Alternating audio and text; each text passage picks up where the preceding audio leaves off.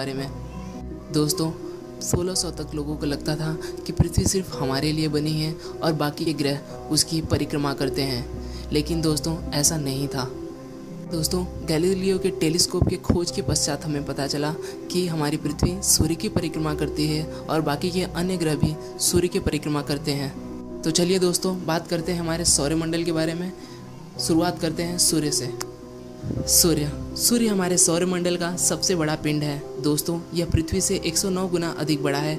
ऊर्जा का यह शक्तिशाली भंडार मुख्य रूप से हाइड्रोजन और हीलियम का एक विशाल गोला है। सूर्य से पृथ्वी पर प्रकाश को आने में 8 मिनट 30 सेकंड का समय लगता है। इसी प्रकाशीय ऊर्जा से प्रकाश संश्लेषण नामक एक महत्वपूर्ण जैव रासायनिक अभिक्रिया होती है जो पृथ्वी पर जीवन का आधार है। यह पृथ्वी के जलवायु और मौसम को प्रभावित करता है। बुध दोस्तों हमारे सौरमंडल के 8 ग्रहों में से सबसे छोटा ग्रह और सूर्य से सबसे निकटतम ग्रह है। बुध तकरीबन 70% धातु और 30% सिलिकेट पदार्थ का बना हुआ है। बुध के सरफेस का गुरुत्वाकर्षण 3.7 मीटर प्रति सेकंड स्क्वायर है। शुक्र ग्रह दोस्तों कभी स्वर्ग जैसा लगता था, लेकिन एक मामूली सी संतुलन की बिगड़ने की वजह से यह ग्रह एक नर्क में तब्दील हो गया। दोस्तों यह ग्रह इतना गर्म है कि लोहा और शीशा भी पिघल जाए। यह बड़े से बड़े धातुओं को चंद मिनटों में पिघला सकता है। वैज्ञानिकों का मानना है कि यहाँ पे पहले अथाह समुद्र हुआ करते थे, लेकिन वो सब आज वाष्प बन के काल के गर्भ में विलीन हो गए हैं। शुक्र के सरफेस की ग्रेविटी 8.87 मीटर प्रति सेकेंड स्क्वायर है, जो लगभग हमारे पृथ्वी के बराबर है।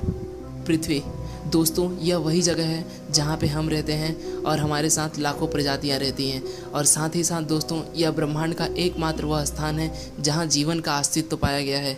यहाँ के बारे में तो दोस्तों हम सब जानते हैं। यहाँ की ग्रेविटी 9.80 मीटर सेकेंड स्क्वायर है। मंगल सौरमंडल में सूर्य से चौथा ग्रह है। पृथ्वी से इसकी आभा रत्तिम दिखती है, जिस वजह से इसे लाल ग्रह के नाम से भी माना जाता है। हमारे सौरमंडल का सबसे ऊंचा पर्वत ओलंपस मोन्स मंगल पर ही स्थित है। मंगल के 2 चंद्रमा हैं, फोबस और डीमोस, जो छोटे और अनियमित आकार के हैं। मंगल पृथ्वी के व्यास का लगभग आधा है। मंगल के सरफेस की ग्रेविटी 3.711 मीटर प्रति सेकेंड स्क्वायर है।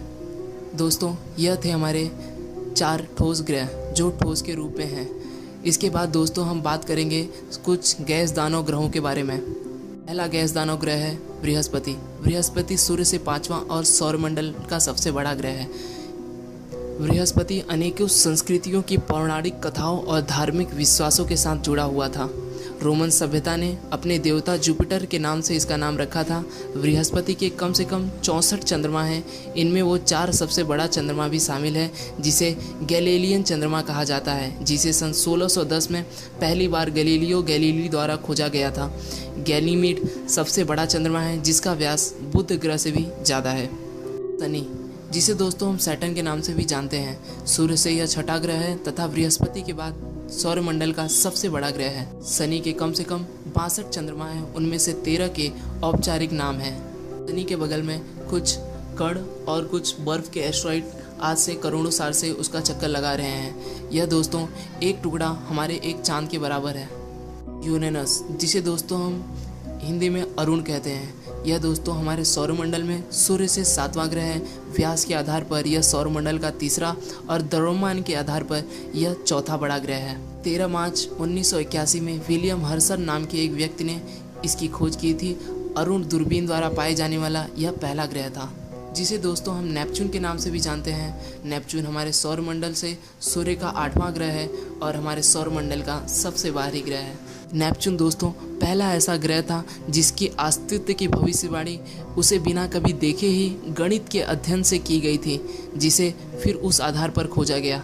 यह तब हुआ था जब अरुण यूरेनस की परिक्रमा में कुछ अजीब गड़बड़ी पाई गई, जिसका अर्थ केवल यही हो सकता था कि एक अज्ञात पड़ोसी ग्रह उस पर अपना गुरुत्वाकर्षण का प्रभाव डाल रहा है। खगोल की खोजबीन करने के बाद यह अज्ञात ग्रह 23 सितंबर 1986 को पहली दफ़ा दूरबीन से देखा गया और इसका नाम नेपच्यून रख दिया गया। ये तो था दोस्तों हमारा सौरमंडल, लेकिन दोस्तों आपको पता है जो आसमान में हमें तारे दिखते हैं वो क्या है? वो दोस्तों हमसे हजारों लाखों प्रकाश वर्ष दूर हैं। एक प्रकाश वर्ष दोस्तों उसे कहते हैं जिसकी प्रकाश को सिर्फ हमारे पृथ्वी में पहुंचने में 1 साल लग जाए। बल्कि प्रकाश दोस्तों ब्रह्मांड की सबसे तेज चीज़ है। प्रकाश की स्पीड दोस्तों 1,86,000 पर सेकेंड है दोस्तों। इसलिए दोस्तों हम तारों पर आने वाले 1000 सालों में तो नहीं जा पाएंगे। इनमें से दोस्तों कुछ ऐसे भी तारे होते हैं जो ख़त्म हो चुके रहते हैं, सिर्फ हमें उनकी रोशनी यहाँ दिखाई देती है। कुछ ऐसे भी तारे होते हैं जो दूसरे ब्रह्मांड के होते हैं, वो भी हमें यहाँ दिखाई देते हैं। अब आइए दोस्तों बात करते हैं दूसरे ब्रह्मांड यानी क्या होते हैं। दोस्तों हर सौरमंडल का एक ब्रह्मांड होता है। दोस्तों हम जिस सौरमंडल में रहते हैं उस सौरमंडल में दोस्तों ऐसे करोड़ों और भी तारे हैं, अरबों ग्रह हैं दोस्तों, लेकिन तारों की अपेक्षा ग्रहों की मात्रा बहुत ज़्यादा है। ब्रह्मांडों के महाब्रह्मांड होते हैं, ये हमें कुछ अरसा पहले ही पता चला है। यही है दोस्तों हमारा अनंत ब्रह्मांड, जिसकी कल्पना करना भी नामुमकिन सा है। दोस्तों इस महाब्रह्मांड में ऐसे अनेकों और अनगिनत ब्रह्मांड हैं जिसके बारे में मानव कल्पना भी नहीं कर सकता। चित्र में दिखाए हुए हर एक छोटी से छोटी डॉट दोस्तों एक ब्रह्मांड है, और उस ब्रह्मांड में ऐसे अनेकों करोड़ों ग्रह हैं और तारे हैं। दोस्तों हमारी पृथ्वी समुद्र के एक बूंद के बराबर है, तो हमारा ब्रह्मांड में एक तिनके के बराबर भी अस्तित्व नहीं है।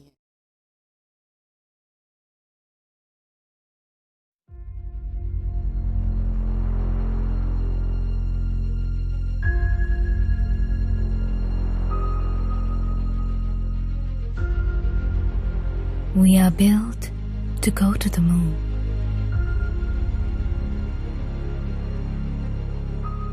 Capturing the imagination of millions of Indians. To explore a new world, a new home.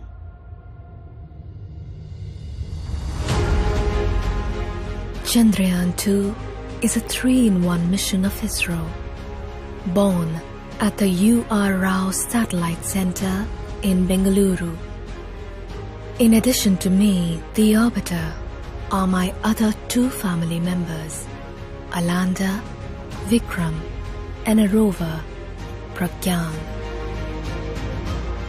My creators spent years of hard work to prepare me and my family for a mission of potential discoveries and challenges. We are all geared up for Chandrayaan-2. It opens up a new era of lunar exploration. 3, 2, 1, 0. Our journey to the moon will be on GSLV Mark III, the mightiest rocket ever built by India. Enabled by a powerful cryogenic stage, GSLV Mark III will inject us into a highly elliptical orbit around the Earth. As we approach the vicinity of the moon, we will be captured by its gravity. While my family detaches from me to softly land on the moon, I will keep a constant vigil on them from the top. Our plan is to explore the unexplored regions closer to the lunar South Pole. This mission will help us better understand the origin and evolution of the moon. There are many experiments we plan to conduct while dating the moon. This is the beginning to our quest to unravel the mysteries of the moon.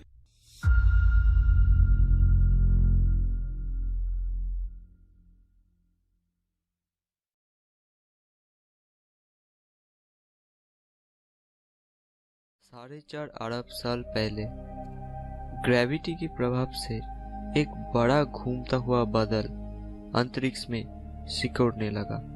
इसकी gravity की वजह से आसपास की gas केंद्र की ओर जमा होने लगे और तापमान धीरे धीरे बढ़ने लगा। एक दिन यह पर बड़ा विस्फोट हो गया और जन्म हुआ सूरज का। सूरज के गुरुत्वाकर्षण की वजह से आसपास में मौजूद गैस, बादलों में मौजूद कण और अंतरिक्ष में घूमता हुआ चट्टान आपस में जुड़ने लगे। ऐसे ही समय बीतता गया और बहुत सी छोटे बड़े कण आपस में जुड़कर एक एक गोले का आकार धारण करने लगा और इस तरह जन्म हुआ हमारा सौरमंडल का। हमारे पृथ्वी भी इन्हीं ग्रहों में एक है। जन्म के समय पृथ्वी पूरी तरह से आग में झुलसती थी, लेकिन ग्रेविटी की वजह से धरती में मौजूद भारी पदार्थ जैसे आयरन, कॉपर पृथ्वी की केंद्र में जमा होने लगी और पृथ्वी की बाहरी हिस्सा ठंडी होकर क्रस्ट का निर्माण किया। लेकिन इसी समय के दौरान एक दिन एक धूमकेतु पृथ्वी से आकर टकराया और पृथ्वी का कुछ हिस्से अंतरिक्ष में बिखर गया। इस तरह से निर्माण हुआ चांद का। शुरुआती अरबों वर्षों तक हमारी पृथ्वी अशांत थी। लगातार एस्टेरॉयड की टक्करों की वजह से इसकी सतह एक पिघली हुई चट्टानों की तरह दिखाई देने लगी। वहाँ ना तो महासागर थे और ना ही वायुमंडल में ऑक्सीजन। धीरे धीरे एस्टेरॉयड का गिरना कम होता गया और पृथ्वी की सतह ठंडी होकर ठोस रूप धारण करने लगी। शुरुआती दौरों में ज्वालामुखी से बहती लावा बाहर आकर पृथ्वी को एक नया रूप दिया। ज्वालामुखी से निकलने वाली वाष्प नाइट्रोजन और कार्बन डाइऑक्साइड मिलकर वायुमंडल का निर्माण किया। वायुमंडल में मौजूद वाष्प बादल बनने लगे और मूसलाधार बारिश होने लगी। करोड़ों सालों तक हुए बारिश की वजह से पृथ्वी पूरी तरह जलमग्न हो गया और इसी तरह से जन्म हुआ महासागरों का। करीब 4 अरब साल पहले महासागरों के अंदर जीवन का चहल पहल होना शुरू हो गया। पानी में मौजूद हाइड्रोजन, नाइट्रोजन, कार्बन मिलकर एमाइनो एसिड का निर्माण किया। करीब 3500 करोड़ साल पहले ब्लू ग्रीन शैवाल जैसे पौधे पानी के अंदर पनपने लगी। सूरज की प्रकाश की उपस्थिति में ये शैवाल फोटोसिंथेसिस का क्रिया करके ऑक्सीजन पैदा करते गए। इसके कुछ वर्षों के आसपास प्रोटोजोआ जैसे जीव नजर आने लगे। साधारण एक कोशीय प्रोटोजोआ से धीरे धीरे जटिल जीवों का विकास होने लगा। करीब 60 करोड़ वर्ष पहले कैम्ब्रियन ओशन में इनवर्टिब्रेट्स प्राणी फले फूले। इनमें रीढ़ की हड्डी नहीं थी। ओर्डोविसन काल के समुद्र में रीढ़ की हड्डी वाले प्राणियों का वर्चस्व था। करीब 43 करोड़ साल पहले जबड़े वाले मछलियों का विकास हुआ। उसके बाद करीब 40 करोड़ साल पहले लंगफिश और शार्क जैसे मछलियों का विकास हुआ। 35 करोड़ साल पहले कुछ प्राणियों ने समुद्र से निकलकर धरती पर आई और इस तरह उभयचर यानी एम्फीबियन बन गए। पर्मियन पीरियड में पहले सरीसृप यानी रेप्टिलिया का धरती पर आगमन हुआ। ट्रायसिक युग में प्रारंभिक डायनासोर आकार में छोटे और तेज थे। जोरासिक पीरियड में जमीन पर विशालकाय डायनासोर डिप्लोथेकस और ब्रैकियोसॉरस विचरण करते दिखाई दिए। करीब 14 करोड़ साल पहले 50 फीट पंख वाले टेराडॉन का विकास हुआ। ये उड़ने वाली पहली मांसाहारी प्राणी थी। क्रिटेशियस युग में पाए जाने वाले टीरेक्स और ट्राइसेराटॉप्स को श्रेष्ठ सरीसृप कहा जाता था, लेकिन क्रिटेशियस युग के अंत में डायनासोर विलुप्त हो गया। हो सकती है किसी विशाल उल्का से पृथ्वी का टक्कर हुआ, जिसकी वजह से जबरदस्त तूफान आया और पृथ्वी का फूड चेन पूरी तरह नष्ट हो गया और फूड चेन नष्ट होने के कारण डायनासोर भी विलुप्त हो गए। डायनासोर्स की विलुप्त होने के कारण धरती पर मैमल्स का विकास प्रक्रिया शुरू हुआ। 2.5 करोड़ वर्ष पहले प्रारंभिक मानव हेमिनॉइड धरती पर विचरण करने लगे। 1 से 1.5 करोड़ वर्ष पूर्व रैमापेथियस नामक एक प्रकार आदि मानव रहता था, जो धीरे धीरे विलुप्त हो गया। करीब 40 लाख पहले एस्ट्रेलोपेथिकस नामक विलुप्त आदि मानव प्रजाति अफ्रीका में पाई गई थी। अपने हाथों से औजार बनाने वाले इंसान होमो हैबिल्स अफ्रीका में करीब 25 लाख साल पहले रहते थे। सीधे खड़े होने वाले इंसान होमो इरेक्टस का आगमन करीब 18 लाख साल पहले हुआ। होमो इरेक्टस पहली प्रजाति था जो आंख का इस्तेमाल जानता था। इसके बाद आधुनिक मानव यानी होमो सेपियंस का आगमन हुआ। सबूतों के हिसाब से आधुनिक मानव यानी होमो सेपियंस का उत्पत्ति अफ्रीका में 2 लाख साल पहले हुआ था। आज मानव धरती पर सभी जगह पर मौजूद है और मानवों का विज्ञान तकनीकी रूप से बहुत ही आगे बढ़ चुका है।